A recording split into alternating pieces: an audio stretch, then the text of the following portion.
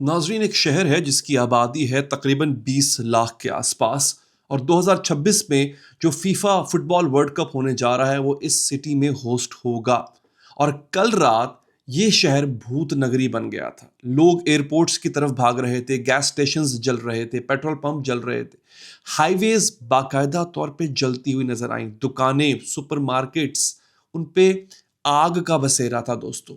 Porto वलारता ये tourist paradise समझा जाता है, यानी सयाहों की जन्नत। यहां पर अमेरिकन वेकेशंस करने आते हैं।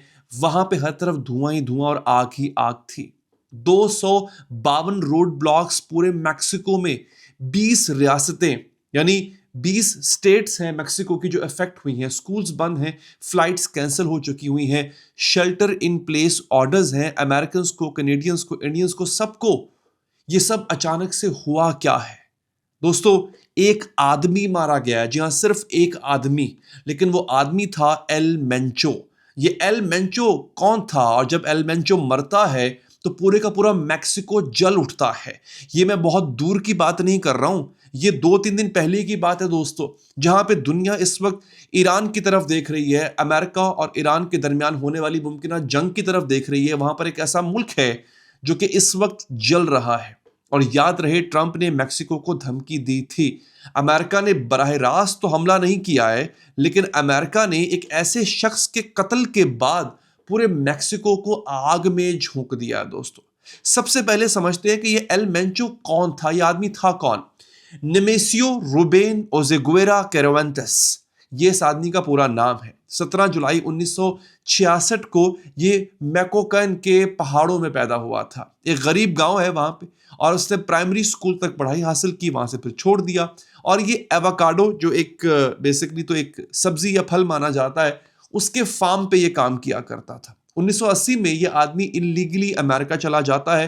कैलिफोर्निया में ये हीरोइन की ट्रेड में इन्वॉल्व हो जाता है, पकड़ा जाता है, जेल होती है, और 1994 में इसको 3 साल की सजा होती है। उसके बाद डिपोर्ट होकर वापस मैक्सिको आ जाता है, जिसको मैक्सिको की जुबान में मैक्सिको कहा जाता है। वापस आके आप हैरान होंगे, ये आदमी पुलिस ज्वाइन कर लेता है। जी हाँ, पुलिस। लेकिन ये पुलिस जॉब सिर्फ एक कवर थी। असल में वो मिलेनियो कार्टेल के लिए काम करने लगा था। मिलेनियो कार्टेल उस वक्त का एक बहुत बड़ा ड्रग कार्टेल था।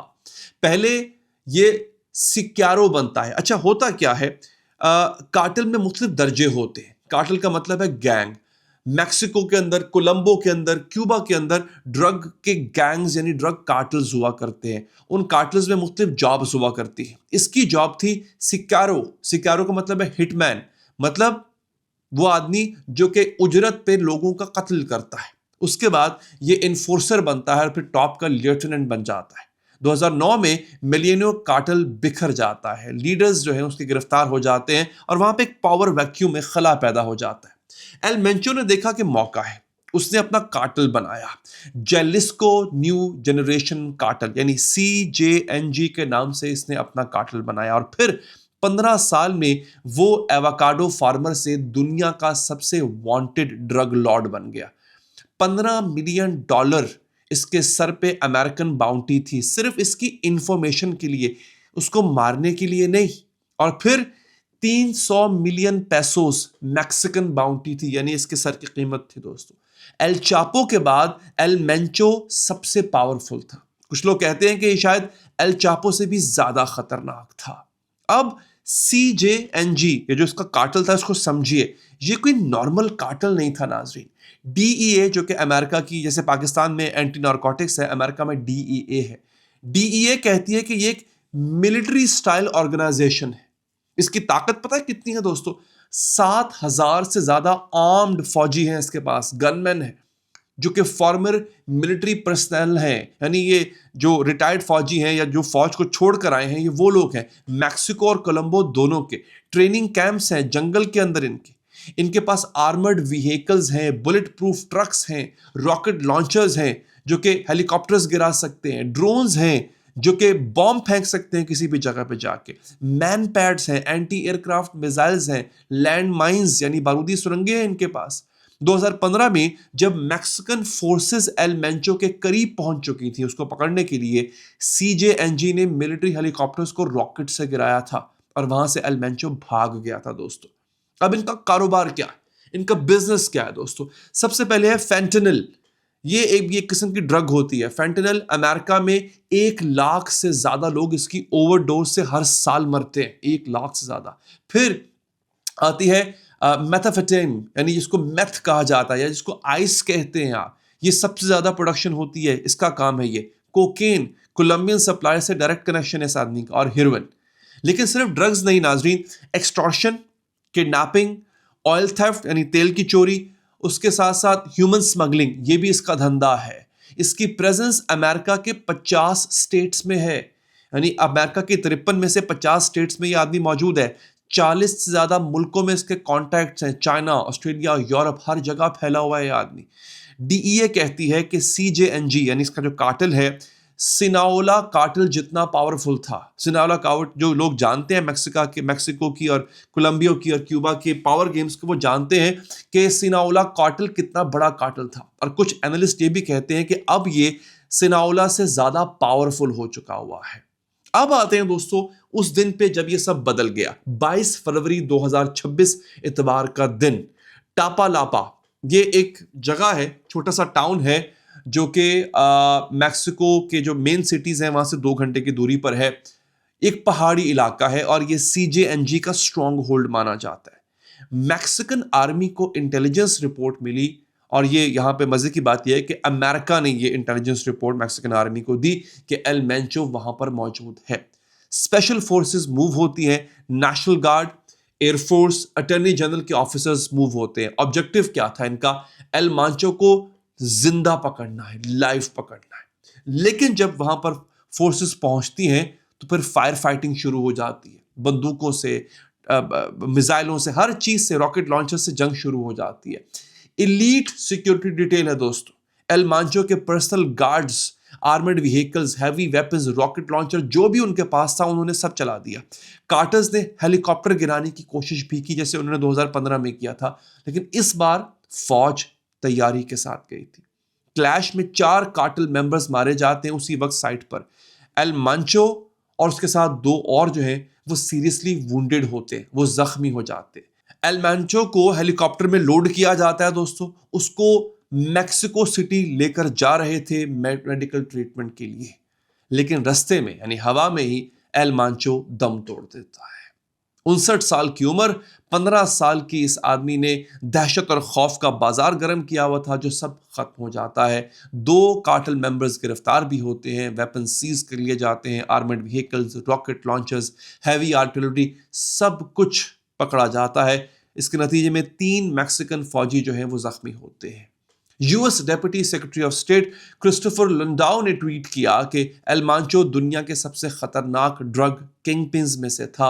ये मैक्सिको, अमेरिका, लैटिन अमेरिका और पूरी दुनिया के लिए एक बहुत बड़ी डेवलपमेंट है दोस्तों। एल मेंचो की मौत, असल जो मेरा वीडियो बनाने का मकसद है नाजरीन, एल मेंचो की मौत की खबर फैलती है और फिर जहन्नुम के दरवाजे खुल जाते हैं मैक्सिको पर दोस्तों। होता क्या है, ग्वाडालाराजा ये गोस्ट टाउन बन गया। गवर्नमेंट जो है, गवर्नर पाब्लो लेमूस ने कोड रेड डिक्लेयर किया है, पब्लिक ट्रांसपोर्ट बंद है, लोग घरों में रहने पर मजबूर हैं।